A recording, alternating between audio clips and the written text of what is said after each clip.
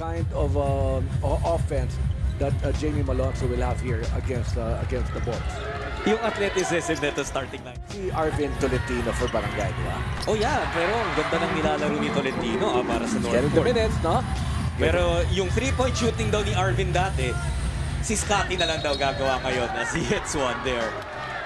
Scottie really struggled also in offense together with LA. With the board, tumatakbo na naman ang Meralco. AB sent back. Ginebra on the run. Brownlee huli naman ni O'Brien.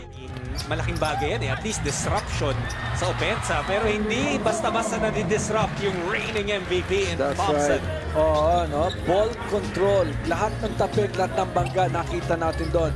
Even the good help set defense. Double watch ulit for him. As he gets the double-digit points with 10 now. Both very powerful guards. Aaron Black, Scottie Thompson. Scottie getting the better of AB that time. Back to a 3-point lead for Barangay. Meralco is definitely here in this ball game. But another strong move by the MVP, that's Scottie Thompson. Scottie is in takeover mode right now. Really acting as the MVP. Yes, Almazan, he shoots from outside. He gets the roll. It's only a long two. Definitely, that's a lucky break. That shot of Scottie Thompson. Naramdaman ko parang wala pingkong eh, no?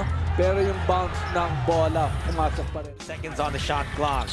Scottie, monster rebound over O'Brien. And he goes to Brownlee. Now it's Malonzo. But what about the timing of this rebound right here? Just throwing it away and then getting that second chance. Wow. Alam mo yung talagang impressive kay Thompson. We know about his timing already. Johnny O'Brien with this 2 losses. The decision is theirs. You know, we just really think that they might need a more explosive import to help them if